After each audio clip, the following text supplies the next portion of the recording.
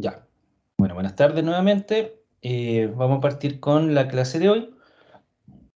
Como les comentaba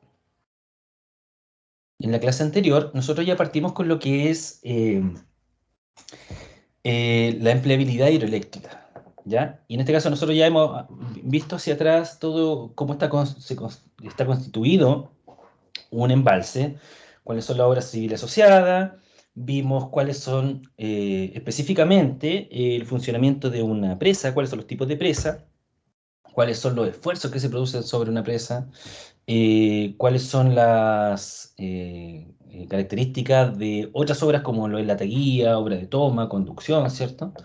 Y particularmente nos estamos ahora enfocando en el aprovechamiento para empleabilidad hidroeléctrica. Nos estamos enfocando principalmente en lo que es la obra de toma y la conducción, ¿ya? El túnel de aducción. Porque recuerden que nosotros tenemos dos túneles, que uno es el túnel de aducción y otro el túnel de desvío. Un de desvío ya sabemos para qué sirve, ¿cierto? Y el túnel de aducción es para conducir el agua hasta la casa de máquinas, que es donde se produce la energía hidroeléctrica, ¿ya? Eh, digamos, la física que hay detrás de esto, ¿ya? Todo el análisis que hay detrás de esto es bastante sencillo, ¿ya? En cuanto a concepto. Porque no es otra cosa que transformaciones de energía. Nosotros tenemos, por ejemplo, creo que en hidráulica se lo explicaba de esta forma, pero si nosotros tomamos un balón y estamos en el techo de la casa y tomamos una pelota, ¿cierto? Con respecto al nivel del suelo, ¿ya? No del techo, sino que del suelo de la casa, eh, la pelota tiene energía potencial, que en estricto rigor no es una energía, sino que es digamos, caracterización de la cantidad de energía que en algún momento se va a transformar esa energía potencial. ¿Ya? No es que tenga energía acumulada dentro de la pelota que se llama energía potencial, no, sino que esa energía potencial en algún momento se va a transformar en otro tipo de energía. Entonces es una forma de cuantificar esa disponibilidad que me está entregando esa energía que tiene ese balón con respecto a un punto de referencia, que en este caso es el suelo de la casa. A medida que esa pelota uno la suelta, ¿cierto? Empieza a acelerarse con la gravedad, empieza a adquirir velocidad y se está transformando en energía cinética, que esa sí es una energía cuantificable que existe, ¿cierto? Que ya saben cómo calcularla, por lo mismo nosotros en hidráulica. Por lo tanto, esa energía cinética, a ver, llevémoslo al caso del embalse. ¿Por qué se acumula agua en un embalse? Porque al acumular agua, esta empieza a adquirir cota. Por eso los muros tienen 100, 200 metros, ¿cierto?, de altura, para que el agua se acumule y adquiera energía potencial. Y la cota a la que esté el embalse, la cota del pelo de agua o del espejo de agua, que se le llama a la cota máxima del nivel de agua, ¿ya? Todo eso es energía potencial con respecto a alguna referencia. ¿Cuál creen ustedes que en este sistema que sería la referencia? Sería la parte donde llega, donde está la turbina. Perfecto. ¿Sí, pues, cierto? El eje que corta a la turbina, esa es la referencia. Porque con respecto a ese eje de la turbina, yo voy a determinar cuánta es la energía que puedo aprovechar del agua. Ahí voy a medir la energía potencial hasta el espejo de agua. ¿Se entiende? ¿Por qué? Porque con eso yo puedo estimar o calcular directamente cómo se va a ir transformando la energía para producir energía hidroeléctrica. Entonces es pura energía potencial y a medida que yo me voy profundizando, el agua va adquiriendo velocidad y se va transformando en energía cinética. Y al llegar al eje de la turbina, a este eje horizontal, ¿ya? Ahí va a llegar con la energía máxima, que obviamente hay que descontar todas las pérdidas de energía que se producen en el proceso, pero eh, aquí estamos asumiendo de que no hay pérdida de energía, para este ejemplo, y toda esa energía potencial se transforma en energía cinética. ¿Estamos claros? Al chocar con la turbina, se transforma en energía mecánica. Hace girar la turbina hace girar el rotor, y el rotor hace girar el imán que está dentro de la bobina. Ustedes saben cómo es una bobina, ¿cierto? Sí, profe. ¿Saben cómo funciona eso? Una bobina es como una rosquilla que está envuelta con un alambre de cobre, helicoidal. Y este imán está en el interior de la rosquilla.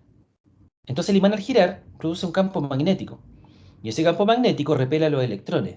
Y los electrones empiezan a viajar a través del alambre de cobre, ya que el cobre es un buen conductor de la electricidad. Y así se produce la energía eléctrica, con el movimiento de esos electrones. Esa es la pega que hace el generador. Hay mejores conductores que el cobre, se podría generar mejor energía eléctrica. ¿Qué conductor es mejor que el cobre, por ejemplo? ¿Qué metal? El El estaño, oro. ¿no? ¿Cuál? El oro, el ¿Cuál? El oro. estaño. El oro. El oro. De hecho, por eso los audífonos Pro son tan caros, po. Los audífonos Bose, antes de que fueran, yo creo que todos conocen la marca Bose, antes de que fueran inalámbricos, el cable, ¿cierto? Que se conectaba al dock, eran bañados en oro. Por eso eran tan caros. Sí, pues sí, de hecho, profe, esos audífonos no son tan buenos como otros, pero lo especial que tienen es eso del oro y todas esas cosas. Exacto. Exacto. No tienen tanta calidad de sonido como otros audífonos. A mí me gustan más los Hammond. ¿Cuánto que se llama esa marca? Mm. Sennheiser, algo así. Ah, esa también es buena, esa es una alemana. No, por ahí unos Sí, pues, Harmon, no sé cuánto. sí. Ya, pues, entonces, así se produce la energía hidroeléctrica. Entonces, teóricamente, es bastante sencillo el cuento. El tema es poder construir, proyectar, ¿cierto?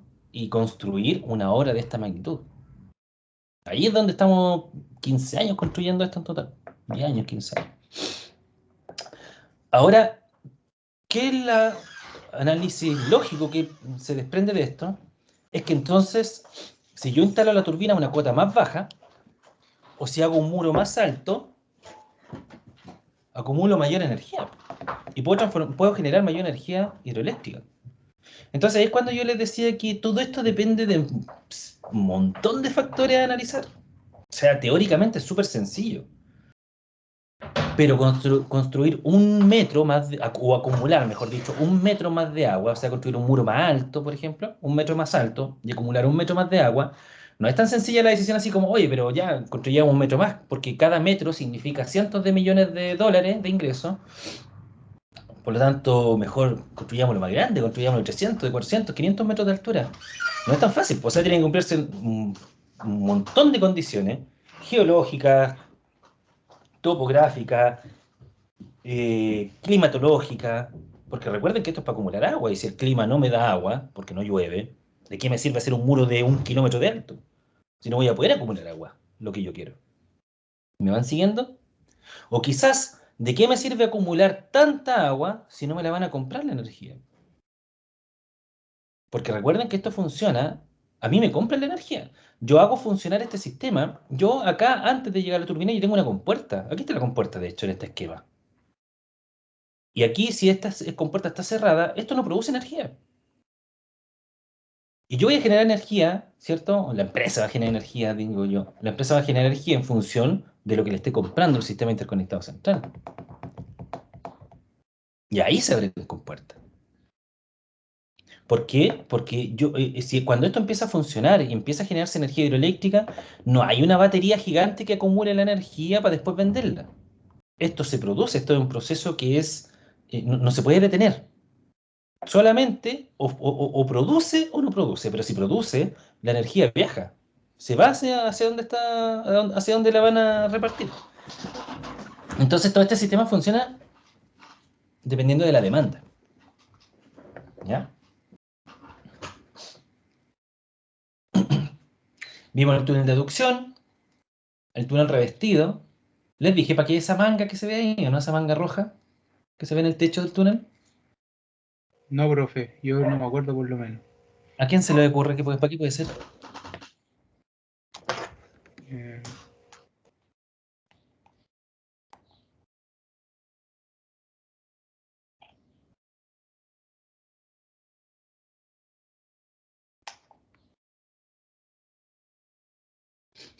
Es un túnel de 7 kilómetros de largo.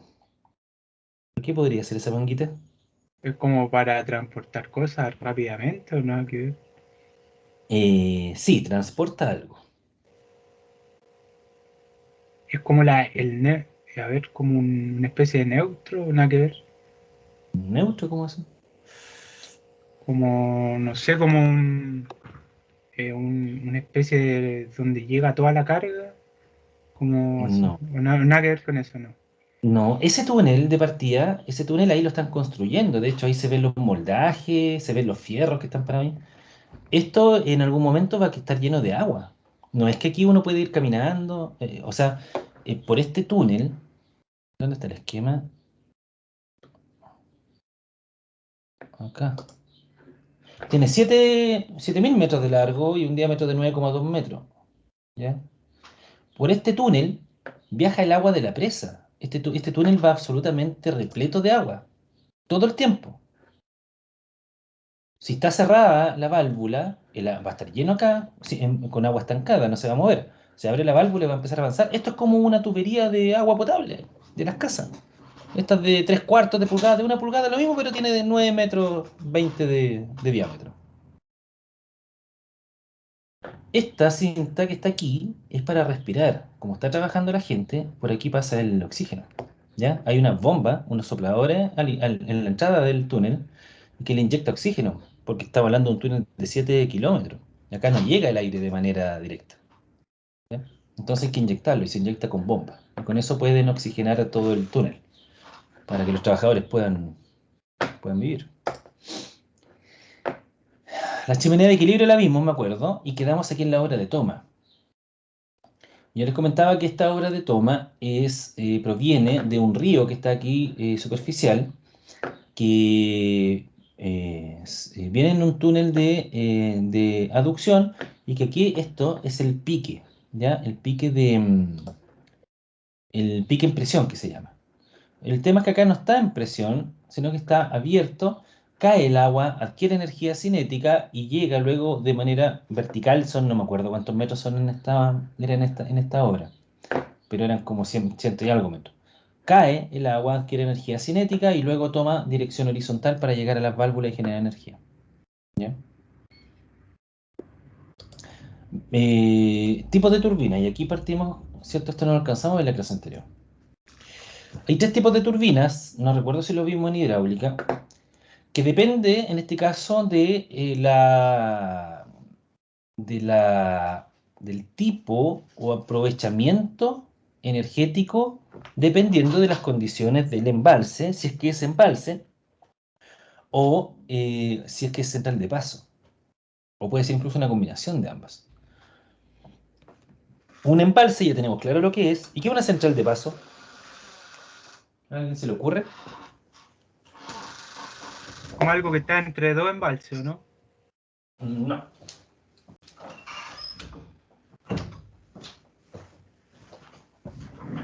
Una central de embalse y una central de paso. Son totalmente opuestas una de otras. Una de otra.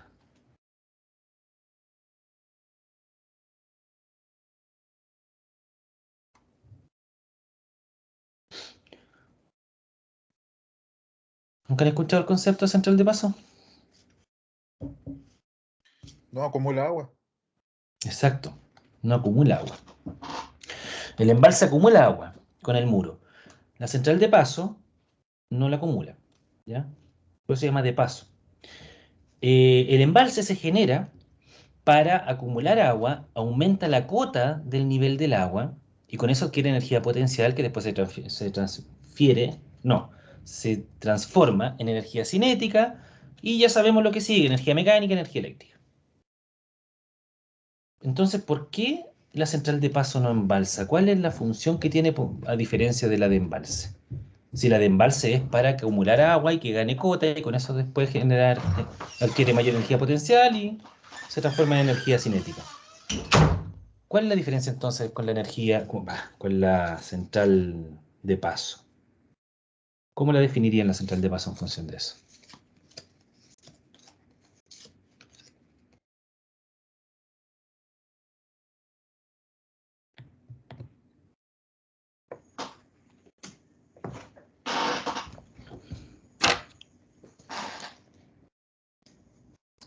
La lógica de la central del embalse, lo voy a repetir, la lógica de la central de embalse es que se acumule agua, porque al acumular agua esta va adquiriendo mayor cota, ¿cierto?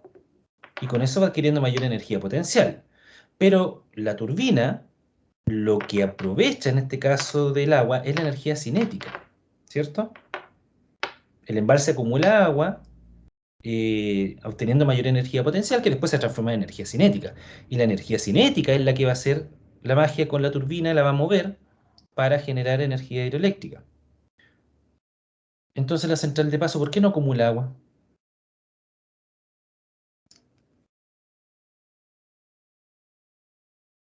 ¿Qué creen ustedes que pasa ahí? Es un lugar descargado, digamos. O ¿Cómo sea, descargado? como aislado de la energía, así como un lugar más, no sé cómo decirlo.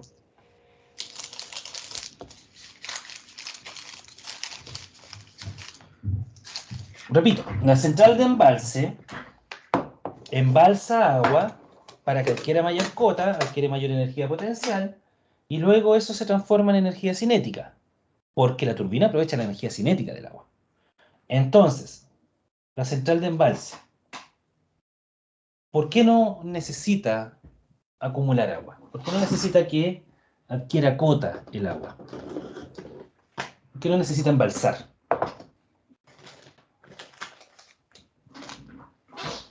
¿Cuál es la lógica detrás de eso? El agua como que se estancaría, perdería velocidad, No. ¿no? Así. No.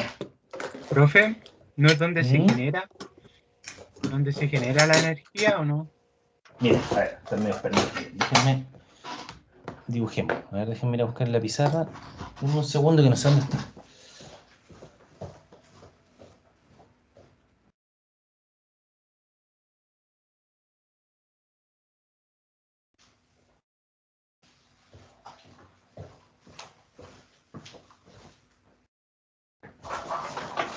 Ay, no sé dónde me dejaron la pizarra. Voy a tener que dibujar con el mouse. No sé dónde está la pizarrita.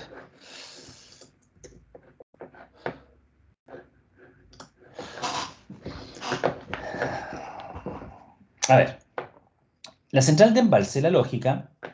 Si aquí está el lecho del río, ¿cierto? Este es el lecho, el fondo del río. Y aquí viene el agua, ¿ya? Para llevar el agua. La lógica de esto es que si yo pongo aquí una turbina, no sé cómo dibujar una turbina, no sé. Una turbina, ya, no importa, una turbina. Si yo pongo aquí una turbina, este caudal de agua no me genera la energía suficiente, ¿ya? Porque la energía cinética que trae el agua aquí no es, digamos, tan relevante, ¿ya? Me genera poca energía eléctrica.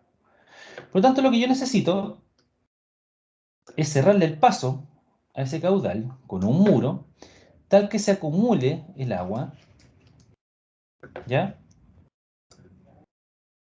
Para que al generar energía con el agua a esa nueva altura, ¿cierto? Como adquirió mayor energía potencial, que después se va a transformar en energía cinética, ¿cierto? Porque ganó altura, H, después se va a transformar en energía cinética y va a traer una mayor velocidad que la que traía naturalmente el río. Por lo tanto, va a producir una mayor energía cinética en el agua. ¿Se entiende eso, no? Sí, profe. ¿Se entiende bien? Para que vayamos a la par con... Naturalmente, el río traía una cierta velocidad, por lo tanto traía una cierta energía cinética, pero no era suficiente para generar la energía que quiero. Por lo tanto, yo pongo un muro, acumulo agua, gano energía potencial, que después, conducida esa agua, ¿cierto?, hasta la turbina, va a tener mayor velocidad del agua, porque tiene mayor energía cinética gracias a la energía potencial que la hice ganar al poner el muro, y va a tener mayor energía cinética que la que tenía el río originalmente, en su condición natural. Ahí, ¿se entiende eso? Sí, pues, o sea, la pendiente hizo el trabajo ahí. No es la pendiente, es la altura. Es altura. Con respecto a la referencia que es el eje de la turbina. Y la central de paso sería que no existe el muro. No hay muro. Yo aprovecho, entonces, ¿qué cosa? La energía cinética. La energía cinética propia del agua del río. ¿Y qué Ah, o tiene sea, que...? la diferencia entre el embalse es que el embalse aprovecha la energía potencial y la otra la energía cinética, ¿no? Las dos aprovechan la energía cinética. La diferencia en el embalse es que la energía cinética que trae el río de forma natural no es suficiente para generar la energía yo quiero, que la empresa quiere. Por tanto, tiene que ponerle un muro para que adquiera energía potencial, que al transformarse en energía cinética es mucho mayor que la que traía el río de forma natural. Pero la central de paso, el río, trae tanta energía cinética que no es necesario embalsar el agua. Ya. ¿Me entienden ahí? ¿Se Pero eso entiende? se ocupa para, eso se ocupa igual para generar, pero para generar menos cantidad. Puede ser, en estricto rigor sí, pero puede ser que hayan ríos, existen ríos, que tienen tal capacidad de caudal que pueden producir una gran cantidad de energía cinética casi al nivel de una central de embalse. Ah, ya, ya. Hay ríos que, si ustedes, hay ríos que si se aprovecha la energía cinética propia del río, realizando una central de paso, tiene casi el mismo aprovechamiento que si pusieran un muro e hicieran una central de embalse. Eso pasó en el río Cuervo, de hecho, en la Patagonia, ¿ya? Que el proyecto, que incluía el río Báquer, me acuerdo, eh, era un embalse, el proyecto aprobado, pero los estudios decían que si se hacía central de paso, era prácticamente la misma cantidad de energía que iban a producir. Ahora, ¿por qué creen ustedes que hubo tanta pelea en ese tiempo, que fue hace muchos años atrás esa discusión que se generó, entre que era conveniente hacer una central de paso en vez de una central Porque, de porque embalse? nadie garantiza que ese caudal se mantenga durante el tiempo. Em, es que sí, porque tienen los datos estadísticos. Pero es otra cosa más importante incluso. ¿Cuál es la diferencia entre una central de embalse y una de paso? ¿Qué creen ustedes que hace mejor hacer una central de paso que una de embalse? Que no interviene tanto con el medio. Exacto, el impacto. Una central de embalse es un impacto gigantesco. Te erosiona, imagínense la superficie de inundación que requiere una central de embalse, eso implica erosionar a toda esa superficie. Con erosionar me refiero a meter máquina para que saque todos los árboles, todas las especies, saca todo, deja ahí pura roca, pelada. Todo lo que va a estar con agua, para que tiene que quedar previamente, todo, se arrasa con eso. Entonces el impacto ambiental es muy grande.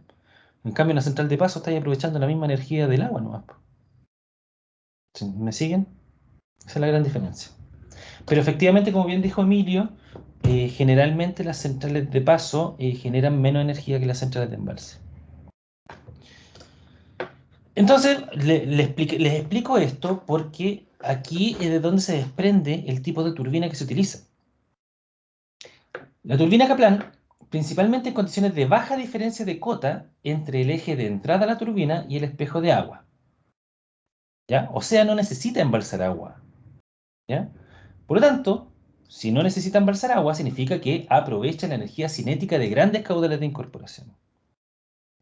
En las centrales de paso, por lo tanto, se utilizan turbinas Kaplan. Ahora, puede igual embalsarse agua,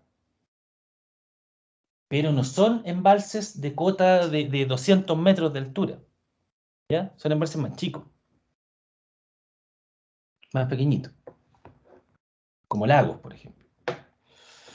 La turbina Pelton aprovecha la energía potencial, por lo que se utiliza principalmente en embalses con importante diferencia de cota entre la turbina y el espejo de agua. Y la que más se utiliza en el mundo es la turbina Francis, o caracol, que le llaman. Caracol por razones lógicas. Fíjense la forma que tiene. Tiene la forma de un caracol. ¿Ya? Y en este se utiliza principalmente esta porque es relevante tanto para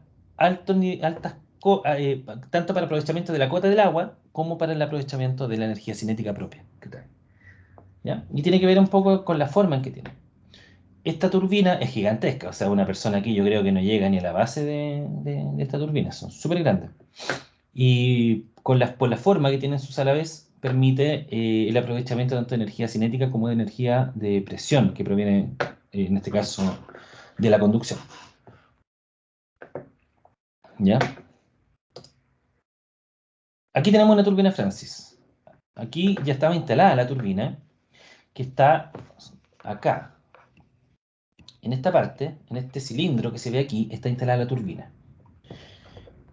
El eje de la turbina.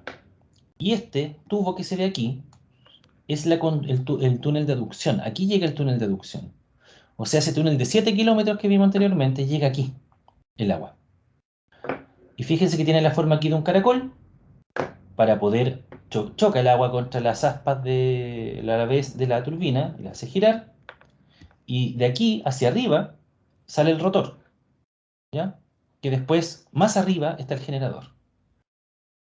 Como la turbina le quita toda la energía cinética y de presión al agua, luego después aquí sale calma el agua. O sea, no es que salga tan tranquilita, digamos, pero le quita casi toda la energía. ¿Ya? Aquí hay una turbina Kaplan. Esta es de la central Tinguiririca, que es esta, la de esta imagen. Esta es una central de paso. ¿Ya? Pero la central de paso igual aprovecha como energía potencial porque el río, como les comenté, está acá arriba. Entonces el río lo conducen hacia acá y finalmente el espejo de agua del río en su condición natural es la energía potencial, pues, con respecto al eje de las turbinas que están por acá abajo. ¿Ya? Pero no embalsa agua en ninguna parte. Por lo tanto, en esta central se utilizan turbinas tipo Kaplan para generar energía. Y aquí están los generadores. Esto es la parte superior de todo el sistema. O sea, bajo estos generadores, que son dos, hay dos rotores y hay dos turbinas Kaplan. ¿Ya? Estas están en el nivel inferior. Entonces siempre, déjenme buscar la foto, siempre las centrales están compuestas de tres niveles. Vamos a ver la foto de la visita a terreno que les estaba mostrando en la clase anterior. Son tres niveles. Está el nivel, por decirlo así, cero, que es donde está la cadena de máquina, que es la parte superior de los generadores. ¿Ya? Esta es la cadena de máquina. Ahí está la línea del puente de grúa. Hay un puente de grúa aquí que es para poder bajar los generadores y todo. Y aquí está la parte superior de los generadores. Se fijan que hay uno al fondo y este acá. También son dos. Esta es la central Pehuenche, por si acaso. ¿Ya? Fíjense en la foto de la central de Tinguiririca. Ustedes lo que están viendo aquí es esta parte del generador. Esta. Solamente esa. ¿Ya? Pero debajo de eso está toda esta estructura, que es el generador finalmente. Aquí están las bobinas y todo. ¿Ya? Aquí debajo. Lo único que aquí están tapados en este caso. ¿Ya? Están tapados con cemento. Bajo el generador está el rotor. Que si nos vamos al esquema,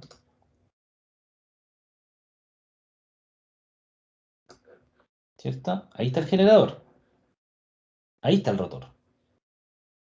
Que es el que transmite la energía mecánica que adquirió la turbina hacia el generador.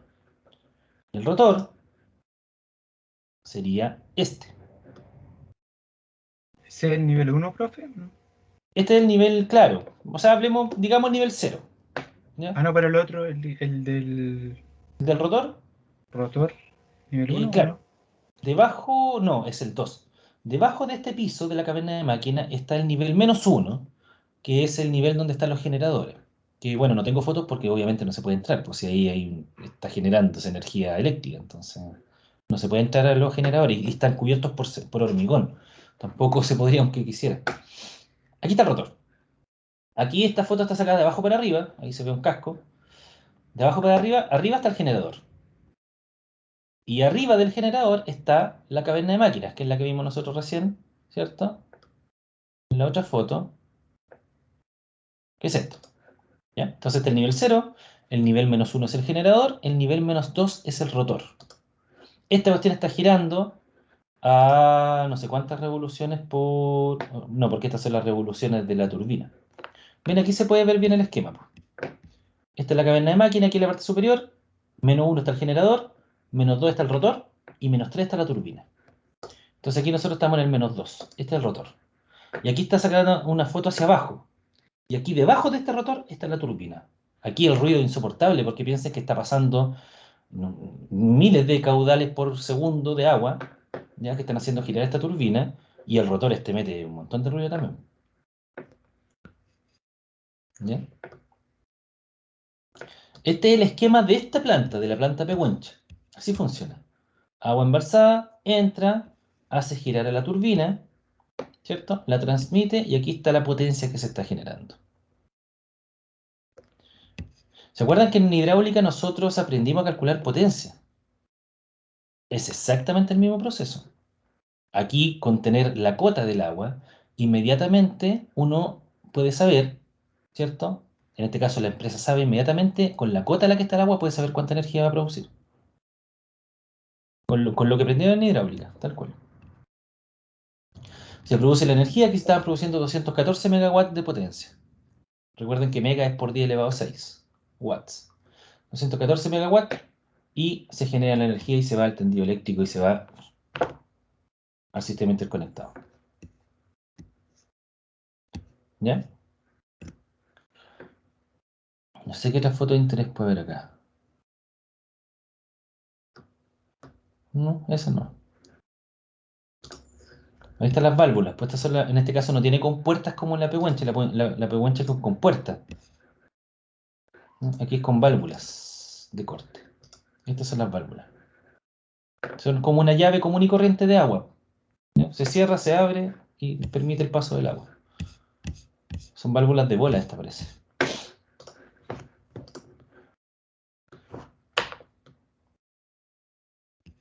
Ya. Ahí está la turbina caracol, la turbina Kaplan y los generadores.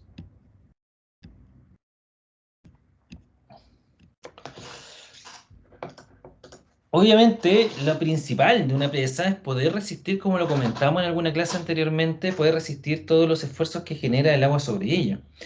Pero también, en este caso, evitar la filtración de agua, evitar que se destruya la presa. Hay un video que está en YouTube, que no lo tengo acá, de la presa Malpasset, ¿ya? O Malpasset, que esa presa falló, era una presa de tierra, y el agua filtró a través de ella y la rompió. Y arrasó con un pueblo agua abajo.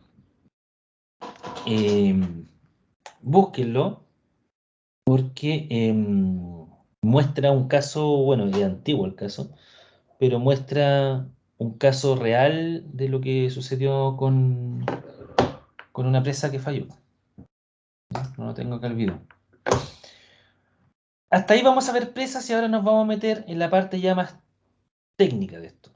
¿Ya? Eso es como a nivel general de cómo son los embalses, cómo son las presas, cómo funciona la generación hidroeléctrica, y ahora ya nos vamos a meter un poco al diseño, al cálculo. ¿Dudas con respecto a todo lo que hemos visto hasta ahora?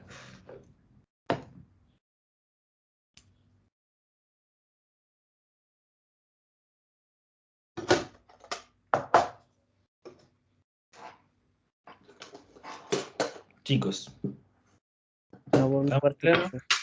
No, profe, por mi parte. Todo bien entonces. Ya. Vamos entonces.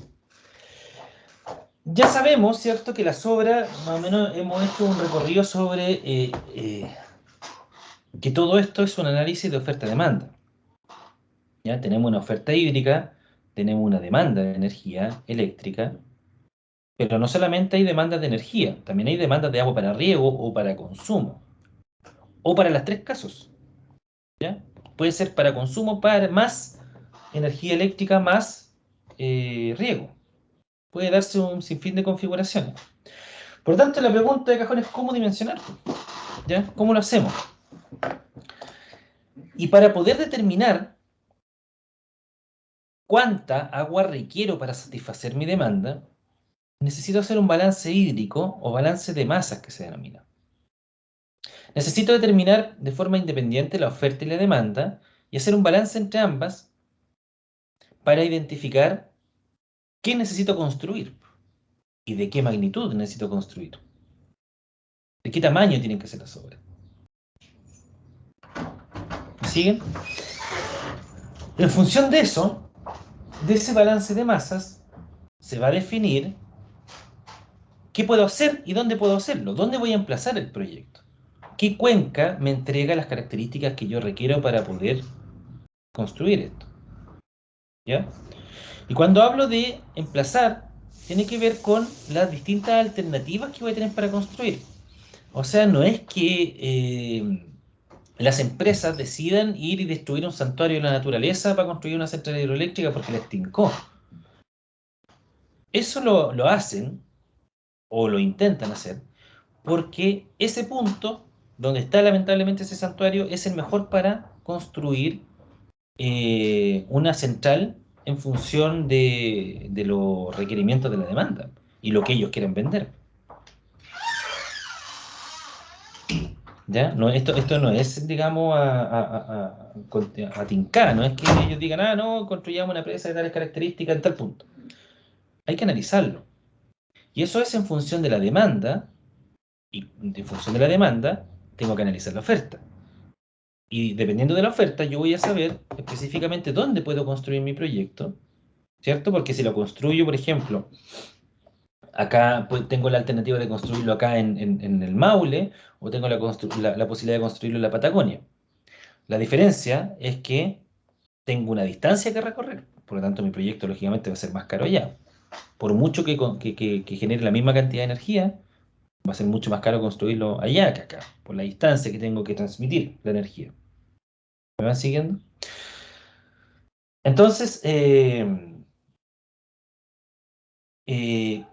lo primero que tengo que hacer, identificar la demanda y con ello determinar la oferta y si mis condiciones climatológicas me van a permitir satisfacer esa demanda. ¿Ya? Entonces las variables que ven incluidas en este balance hídrico, que por balance hídrico se entiende que es un balance de masas de agua, ¿cierto? Tengo los dos análisis que son por un lado la oferta y por otro lado la demanda. Y por el lado de la oferta, yo voy a tener que mis aportantes van a ser la lluvia. Y las lluvias me van a generar caudales. Y esos caudales de agua van a ser los que se van a acumular en mi embalse para estar disponibles para poder generar energía, para poder entregar para riego, etc. En los periodos riego, los periodos de escaseo, cuando se requiera regar, que son los periodos de estiaje, y para generar energía hidroeléctrica. Y por otro lado, necesito determinar la demanda del proyecto. Y por demanda del proyecto tenemos las tasas de riego, la evapotranspiración, que vamos a hablar más adelante qué es cada una, el caudal hidroeléctrico, caudal ecológico y otras más que no están aquí, que son el caudal de riego, la evaporación, que hay una diferencia entre la evapotranspiración y la evaporación. Profe, ¿Sí? ¿qué es el análisis pluviométrico y el fluviométrico? ¿Qué diferencia tienen? ¿Qué son? Lo vamos a ver ahora, pero se lo comento igual al tiro. Pluvio es de lluvia ¿Ya? y fluvio es de ¿Afluente? ¿Afluente? caudales. Ah, ya. Caudal. Entonces, el análisis pluviométrico es el análisis de la cantidad de lluvia. Y el análisis fluviométrico es el análisis de los ríos, los caudales que traen los ríos. Y en ambos casos existen estaciones pluviométricas y fluviométricas, que son distintas, y que miden estos datos, que también nos vamos a meter en esa parte. ¿Ya? ¿Cómo medir los datos? Creo que en hidráulica lo vimos, eso sí, ¿eh? Las estaciones fluviométricas por lo menos las vimos. Entonces, un balance hídrico no es más que a un lado dejar la oferta y al otro lado dejar la demanda. Y la oferta es el caudal de agua, los caudales del río.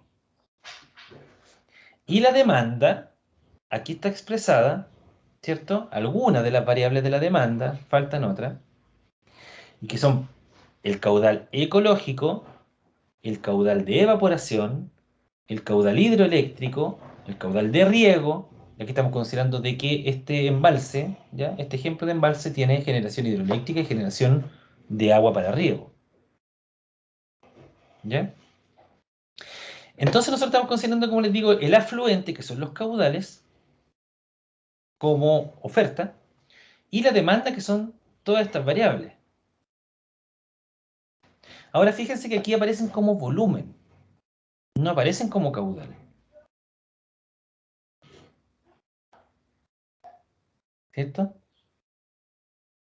¿Y por qué nosotros lo trabajamos como volumen y no como caudal? Que todos estos son caudales. Pero ¿por qué el análisis de masa lo hago con volúmenes?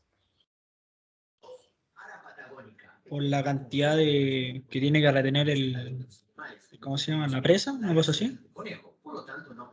Es que claro, pero yo les digo que el afluente es el agua que llega, los caudales de agua que llegan. El caudal ecológico, que vamos a hablar después de lo que es el caudal ecológico, es un caudal, todos estos son caudales. Pero sin embargo yo los transformo a volumen. ¿Por qué? Es porque uno ocupa volúmenes de agua. No es que necesite un caudal, sino que uno necesita cierta cantidad de agua. Es que es más cuantificable el volumen que el caudal, pues, profe. ¿Por qué? Si el caudal se puede cuantificar, pues, de hecho yo lo puedo determinar. Sí, pero más directamente el volumen. Lo que pasa es que, mira, tiene razón Matías, yo aquí lo que me interesa a mí son los volúmenes, más que los caudales. Porque los caudales, recordemos que es el volumen en una unidad de tiempo, ¿cierto? Pero yo puedo transformar todos los caudales, que son los datos que yo tengo. Yo no tengo datos de volumen, yo tengo datos de caudales. Pero a mí lo que me sirve son los datos de volumen. ¿Y cómo puedo transformar entonces todos los caudales a volumen? ¿Por qué puedo transformar todos estos caudales a volumen? ¿Qué particularidad tienen todos estos caudales dentro de mi análisis?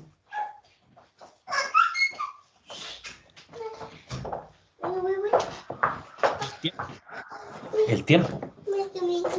Todos suceden en el mismo intervalo de tiempo.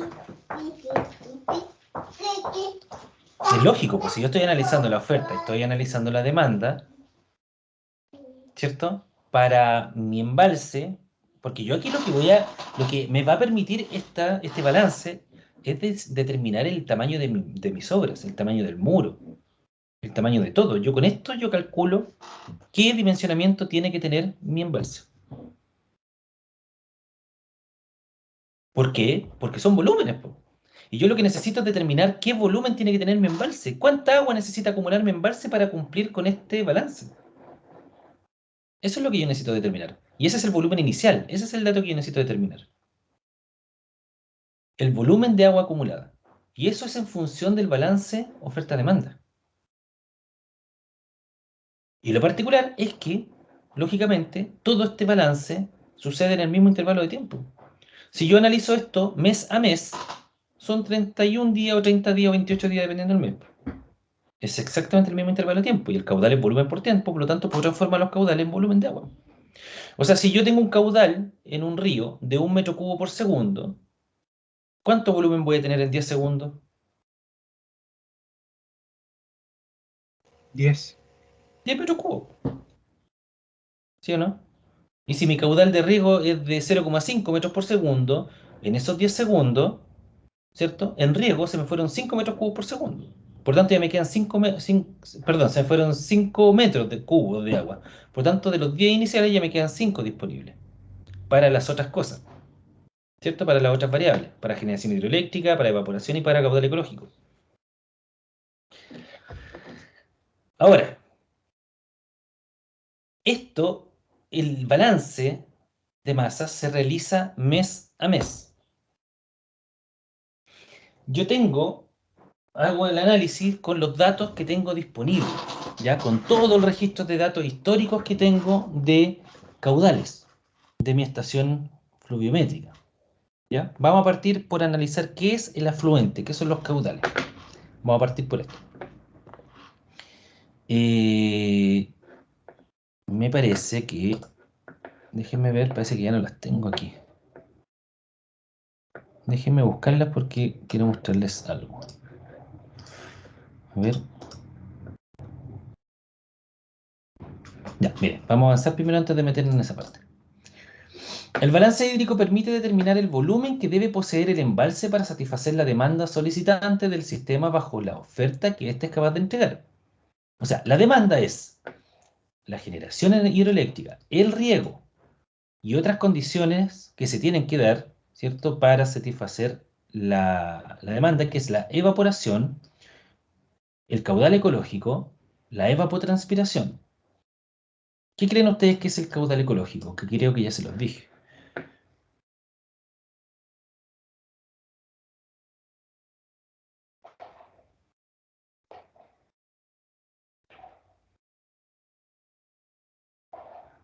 ¿Qué es el caudal ecológico? ¿No es lo que proviene de las lluvias? No. El caudal ecológico se da desde el embalse hacia abajo, desde el muro para abajo. Eso es para que entre comillas, el ciclo del agua siga su ciclo, obviamente. Es para que el Porque se vuelva a ecosistema la siga naturaleza. funcionando. Exacto. Sí. Sí. Es para que el ecosistema siga funcionando. Ya, por eso yo les contaba, creo, en alguna clase anterior, no sé si estoy en lo correcto, que eh, generalmente los ríos naturales que no están intervenidos, en verano ya hay ríos que ya prácticamente no traen agua, ¿cierto? Porque en su condición natural ya en verano ya no hay agua, no es disponible. No.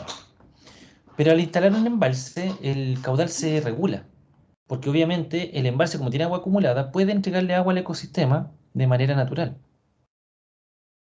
¿ya? Y puede enviar eh,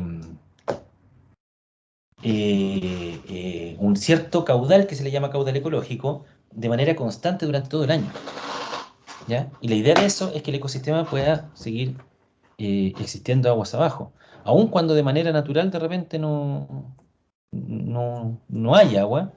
De manera artificial, regulado a través de un embalse, sí puede tener agua todo el año, ¿ya? Al final le hace un favor al ecosistema. El volumen de evaporación, ¿qué creen ustedes que podría ser? Lo que se pierde por el hecho de la evaporación. Es la ¿De pérdida que se evaporación de considera dónde? por la evaporación. ¿Sí? ¿Evaporación de dónde? Del espejo de agua. Sí, exacto. Sí, eso.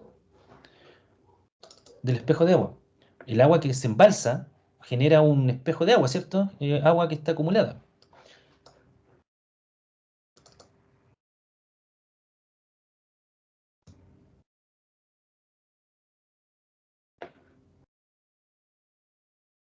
Esta agua, todo esto, ¿cierto? Toda esta superficie inundada.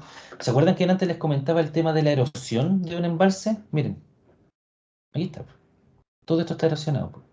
Ese es el impacto grande que tiene un embalse que yo les comentaba delante. ¿Se fijan? Todo esto se elimina antes del llenado del embalse. Todo esto. Se mete máquina para sacar árboles, sacar todo. ¿Ven? Así es como se erosiona. Por eso el impacto ambiental es gigantesco en un embalse. Entonces toda esta superficie de inundación se evapora con el sol, pues como una piscina, ¿cierto? El sol le pega directamente arriba y empieza a evaporarse. ¿Y qué sería la evapotranspiración? Que es algo que también nos va a servir para hacer un análisis después, para el Es análisis de riego. como, no tiene que ver con la condensación. No, tiene que ver con las plantitas.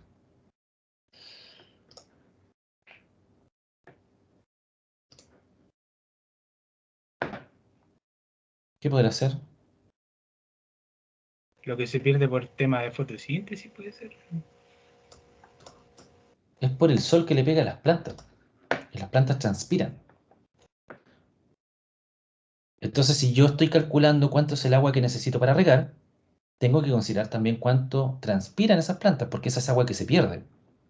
El agua, por ejemplo, es que, bueno, lo vamos a ver más adelante, pero si yo necesito 1 litro de agua diario para una planta, no sé, para maíz, parte de ese litro de agua lo va a utilizar la planta para hidratarse y parte va a transpirar.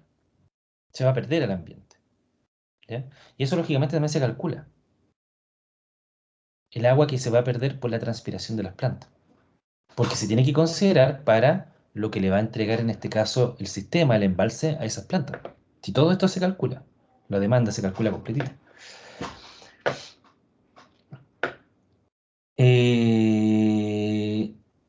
Entonces, veamos primero lo que es el afluente, que son la precipitación que genera caudales, ¿cierto? Vamos a ver primero la precipitación. La precipitación sobre la superficie de inundación es un aportante al volumen de diseño sirviendo, entre otras cosas, para determinar las crecidas. O sea, por un lado, nosotros vamos a estudiar los caudales que están llegando al muro y entregando agua, ¿cierto?, para acumular. Y por otro lado tenemos el agua debido a la precipitación, que cae directamente sobre el agua embalsada. Entonces también genera un aporte como volumen de agua. ¿Sí o no? Si llueve, la precipitación se mide en milímetros de agua y se denota de esa forma, con 2P. La precipitación llueve, por ejemplo, en Talca, 100 milímetros de agua. Y la superficie de Talca es de 1 kilómetro, no, muy poco. Digamos de 10.000 hectáreas. ¿Cuánto es el volumen de agua que cayó debido a la lluvia? Si llovió de manera uniforme sobre toda esta superficie, ¿cuál sería el volumen de agua que llovió?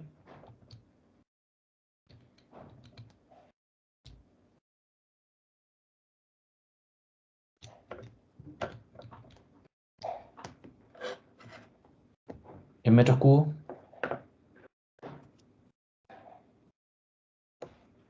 Y se me Profe, pasó la mano. Fue mucho. ¿Ah? no se multiplicarían los 100 por las 1000 hectáreas, pero las hectáreas se basarían como a milímetros, ¿no lo pasa así? Eso es, po. ¿Sí o no? Profe, 10 O sea, millones sí, me da 10 10 millones millones de metros cúbicos. de metros cubos. Si esto Sí, es Talca, supongamos, esta es la superficie de Talca. Y supongamos que justo vino una lluvia perfecta, una nube perfecta que hizo llover uniformemente sobre todo Talca. Entonces lo que miden, y cuando uno ve las noticias, cuando ve el tiempo y te dicen, oh, precipitaron en Santiago 8 milímetros de agua y Santiago se inundó, ¿cierto? El volumen de agua que cayó sobre Talca en este caso es la precipitación, obviamente llevada a metros, ¿cierto? Que es 0,1 metro, por la superficie de Talca, que son 10.000 hectáreas, y recordemos que una hectárea son 10.000 metros cuadrados, o sea, sería 10.000 por 10.000 metros cuadrados. Y ahí me va a quedar la precipitación, o sea, el volumen, que van a ser creo que 10 millones, le voy a poner 10 por 10 elevado a 6 sí, me da metros 10 cúbicos de agua. millones. Eso es lo que es el volumen de agua acumulado. Entonces, si ustedes esto lo piensan en un embalse, y si llueve en toda esta cuenca, ¿cuánta agua cae sobre el embalse? La superficie por la precipitación. Y una estación pluviométrica, las que te miden el agua, son así.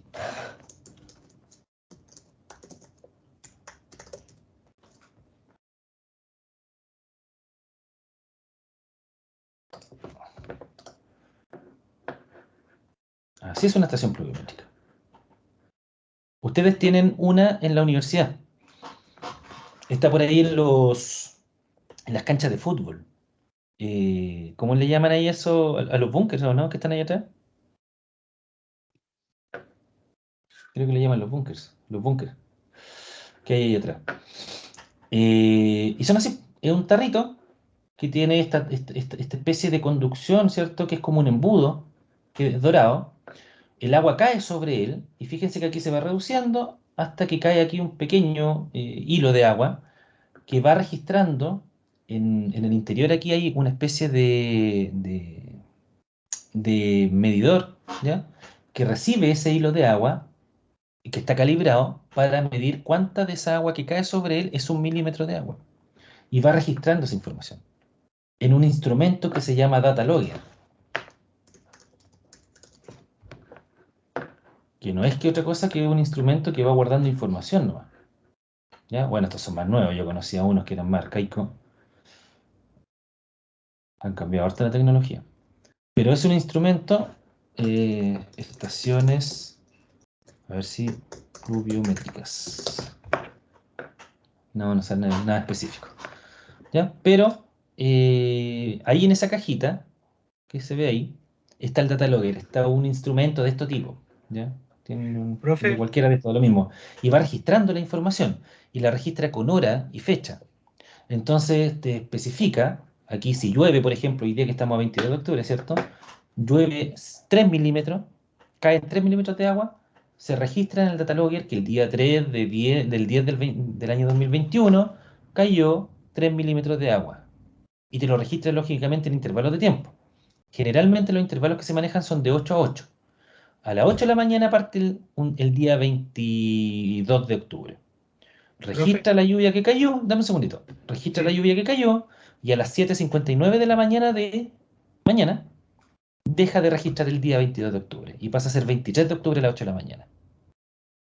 Y registra toda la lluvia que cayó durante el día. Lógicamente, el 22 de octubre del año 2021 va a entregar como dato 0. Dígame, Emilio. Me acuerdo que en hidráulica usted explicó lo que era el data alloy.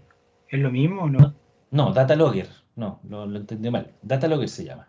No, pero el otro usted le llamó data A, W, o sea, doble L o Y, data alloy. Me acuerdo que No, usted le explicó que era lo que medía los caudales en los ríos, no, no, lo registró mal nomás. No, es Data Logger. Es lo mismo, si es el mismo aparato. Se utiliza para la medición, para registrar la información de los caudales en los ríos o para registrar la información de la lluvia, de las precipitaciones ay, ay. en un Data Logger. Ese instrumento solamente guarda información. Y después uno va con un computador, lo enchufa al aparatito y descarga los datos. Sí, eso Y se mismo. lo, y se lo entrega como punto CSV. ¿Han trabajado alguna vez con esos datos de Excel?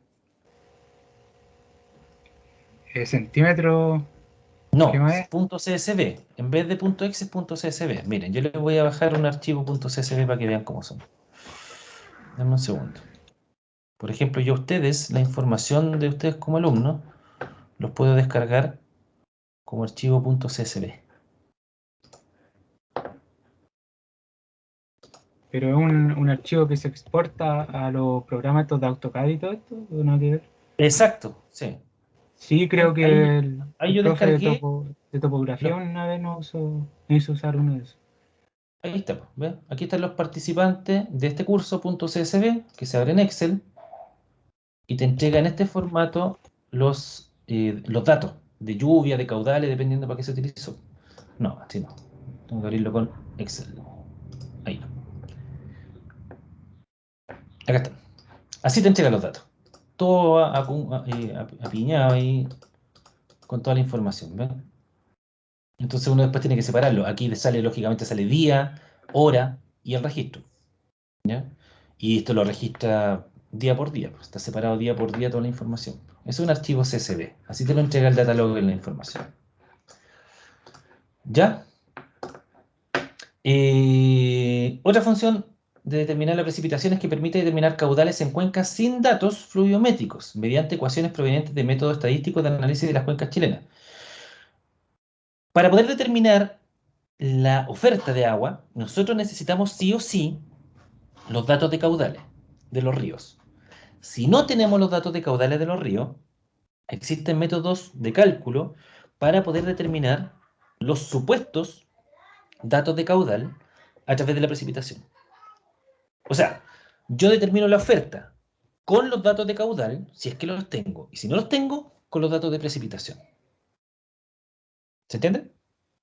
Por eso los datos de precipitación también me sirven. Ahora bien, una estación no es que todos los ríos de Chile y en todos lados nos encontramos con estaciones. Hay estaciones que están estratégicamente ubicadas. Y los encargados de las estaciones, de poner las estaciones con registros, digamos, para todos los chilenos, es la DGA, que la DGA es la Dirección General de Aguas.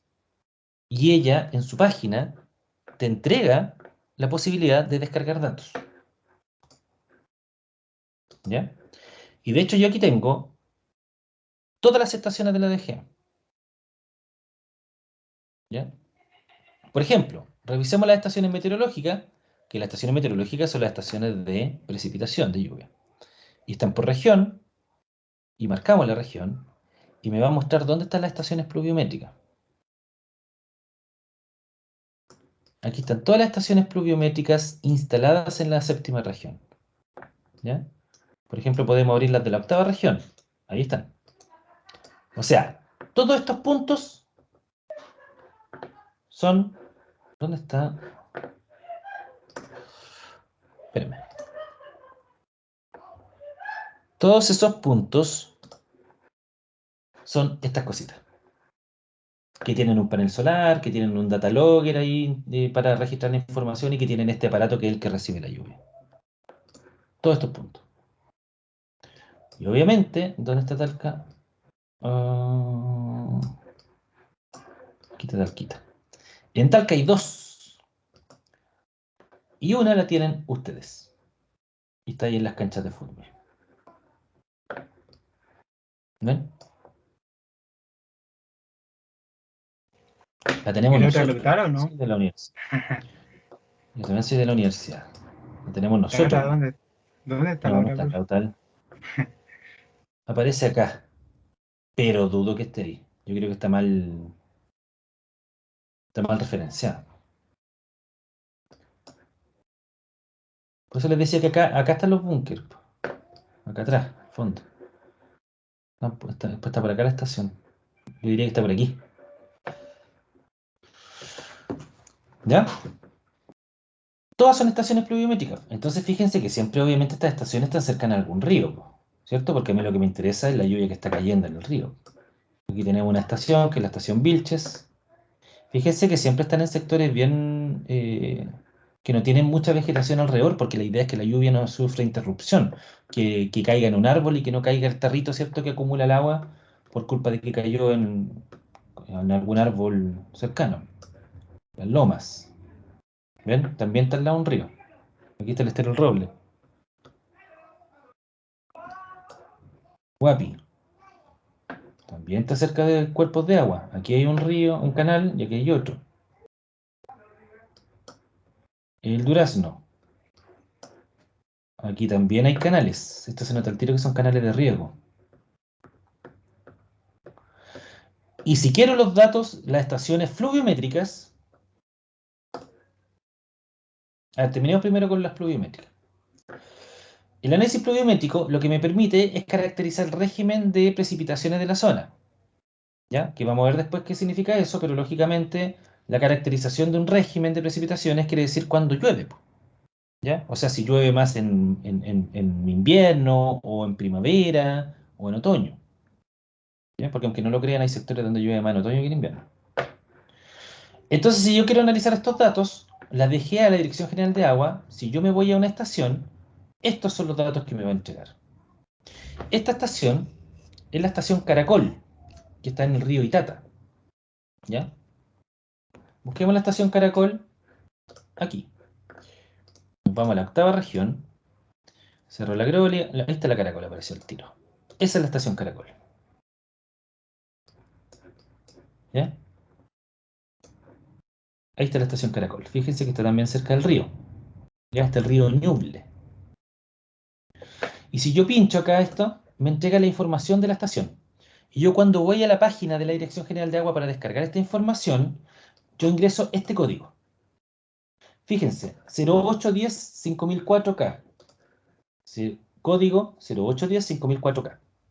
Y al ingresar ese código, la Dirección General de Aguas me va a entregar la información de los datos de esa estación. Y yo puedo pedir la información como precipitación diaria, que me va a entregar todos los días, de todos los meses, de todos los años que se registra información, que son muchos. Hay estaciones que tienen 80 años de datos. Entonces multipliquen 80 años por 12 meses por 30 días, la cantidad de datos que van a tener. O en este caso, aquí lo que yo tengo es la precipitación mensual acumulada. O sea, yo no tengo aquí cuánto precipitó en enero del año, el 4 de enero del año 88. Yo aquí tengo lo que precipitó en todo enero en el año 88. Y en todo enero en el año 88 precipitaron 12 milímetros. En febrero del año 88 no llovió nada, cero. En marzo 76,4. En abril 84,4. Mayo 91,1. Junio 513,1. Eso es milímetros de agua. Julio 325,9. Agosto 500, etcétera. ¿Ven? Y la suma, obviamente, de todos esos meses para cada año es la precipitación anual. Las lluvias se suman, porque obviamente es volumen de agua que está cayendo. Aparece la información de dónde está la estación, pues, latitud y longitud, la subcuenca del Ñuble Alto, la cuenca del río Itata. Nosotros en el Maule somos la cuenca del Maule, pero hay un montón de subcuencas que son los ríos. Tenemos una subcuenca para el río, por ejemplo, el río Claro, ¿ya? La altitud donde está ubicada, 725 metros sobre el nivel del mar, que ese dato también es importante. ¿Ya? Y después vamos a ver por qué.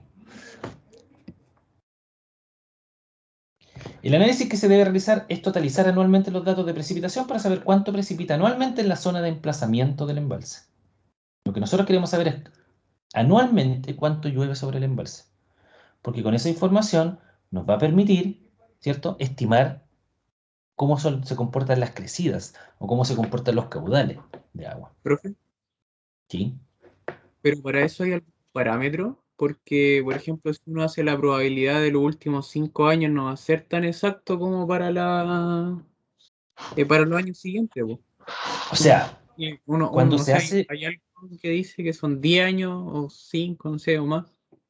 No, uno trabaja con la información que tiene disponible.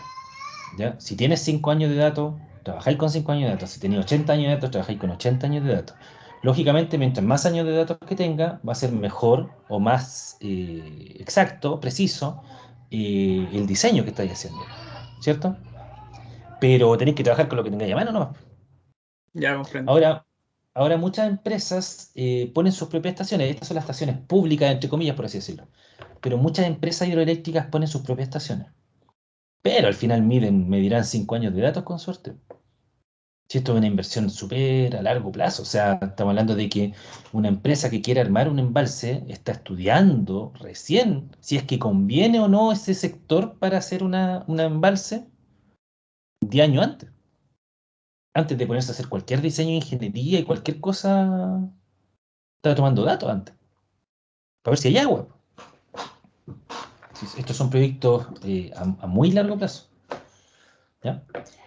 De hecho, yo alguna vez hice un diseño como con 6 años de datos y es lo que hay, no, pues no se puede. Y se extrapolan los datos y uno hace magia con esos datos. Aquí uno se pone a cocinar datos, como se dice, para poder Que le hacer lo mejor que se preguntaba, pueda nomás, porque se tiene. profe, que le ¿Mm? preguntaba eso respecto a los años porque nosotros tuvimos que hacer un trabajo ocupando los datos poliométricos ¿Ya? de Rancagua, si no me equivoco, y no nos aparecía no me acuerdo si el del 2016 o 2017. Que ¿Que por eso hicieron un no relleno pudimos trabajar. estadístico? Claro, sí. Sí, hay que hacer relleno estadístico y No, me acuerdo. No, y eso no lo hicimos, pues, sino que trabajamos hasta el año que teníamos y de ahí hacia arriba, que después Trabajamos había un con año que Piano, desapareció. ya. ¿Y dónde lo hicieron eso? ¿En qué ramo? el ¿O módulo o integrador. ya. Qué buena. Sí, pues así es, pues. Ahora se puede hacer relleno estadístico, pues generalmente acá, ¿cuál es el problema que se genera? De hecho, si vemos estos datos, fíjense que hay algunos que tienen simbología, por ejemplo, tiene ese signo de porcentaje. Y el signo de porcentaje dice más de 20 días con la información en el mes. Lo que quiere decir que hay días que no se registra información. Eso es porque las estaciones fallan también, pues, y no registran datos. Si aquí, fíjense dónde están las estaciones, pues, o sea, ¿ustedes creen que aquí hay alguien que está todos los días mirando que la estación funcione. O sea, aquí hay una casa alrededor, y generalmente, de hecho, se instalan estaciones y se le paga a lugareños para que verifiquen que la estación está bien. Y de hecho, antiguamente, estamos hablando que hay estaciones que tienen 80 años de funcionamiento. Hace 80 años no habían data logger. Había un tarrito que acumulaba agua, que estaba graduado. Entonces una persona tenía que ir todos los días a las 8 de la mañana a registrar el dato. Todos los días. Que obviamente era un lugareño. Y le pagaban para eso. Y de hecho eso también generaba sesgo en los datos, porque un profe, me acuerdo, mi profe de hidrología que nos enseñó esto, él me decía que él tenía una estación instalada, tenía que realizar una estación instalada cuando él era alumno, muchos años atrás, y que tenían a un lugareño que le pagaban para que él fuera a registrar de 8 a 8 los datos todos los días. Y que en alguna oportunidad, obviamente no había ni teléfono, entonces tenían que ir a la casa a buscar la información. Y fueron y lo atendió la señora. Y la señora, la señora de la persona, y les dijo a la señora de que él se había ido no sé a dónde, hace como 2 semanas y que no estaba. Y bueno, ellos quedaron impresionados y le preguntaron a la señora, pero ¿cómo si él tiene que estar acá registrando datos? Y la señora le dijo, no, si lo registró. Y le entregó una libreta y había registrado como 2 meses más adelante y inventó datos, no el viejito. Y se fue. Entonces, obviamente son datos, él no entendía lo que estaba haciendo, él anotó datos nomás, me inventó números. Entonces, como les digo, los datos también, los datos antiguos muchas veces nos generan incertidumbre. Uno no puede dar 100% fe a que son datos fidedignos. ¿Ven? Aquí está lleno de estaciones pluviométricas.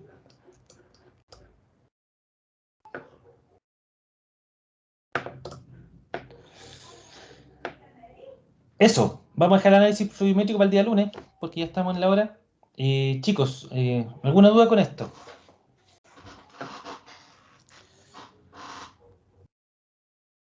¿Quedó claro? Sí, profe. Don Matías. Sí, profe. Ya. Cualquier duda que hayan teniendo, chicos, me van preguntando nomás en la próxima clase, cuando quieran, me mandan un mensaje. Vamos a ver análisis pluviométrico la próxima semana. Y los datos, que obviamente estos datos, a diferencia de los de lluvia, estos no se pueden totalizar, estos se pueden promediar, porque son datos de caudales. ¿Ya? Los caudales no son 3 litros por segundo, mañana pasan 4 litros por segundo, hay que sumarlo, tenemos 7 litros por segundo. No, ¿cierto? No funciona así. Entonces aquí es otro trabajo que se realiza sobre estos datos. Y estos son metros cúbicos por segundo. Ahí está. Caudales, estos son los caudales medios mensuales. O sea, aquí para el mes de enero del año 80, promedió 2,84 metros cúbicos por segundo. O sea, el 1 de enero pudo haber, no sé, haber tenido un caudal de 3 metros por segundo, el 2 de enero 1,33 metros cúbicos por segundo, el 4 de enero tantos metros cúbicos por segundo, y en promedio en el mes, este es el promedio. Puedes también sacar los diarios. Hoy en día, con los data logger, tú puedes tener los caudales cada 2 segundos, como lo vimos nosotros en hidráulica. ¿Ya? Pero eso lo vamos a dejar para la siguiente clase. Ya vimos los datos pluviométricos y nos pasamos a los fluviométricos. Ya, jóvenes, espero les haya gustado. Nos vemos entonces el día lunes. Descansen, buen fin de semana para todos y que gane Colo Colo. Chao, profe. Grande, profe. Chao, profe. Que gane Colo Colito. Nos vemos el día lunes, chiquillos. Chao, profe. Que te vaya bien. Chao, chao, que Profe. estén bien. Dígame. Quería hacer una consulta sobre el taller número 1. Ya, quedémonos si quiere y conversamos. Ya vale. Ya, chao al resto, que estén muy bien. Chao, profe, igual. Chao, chiquillos.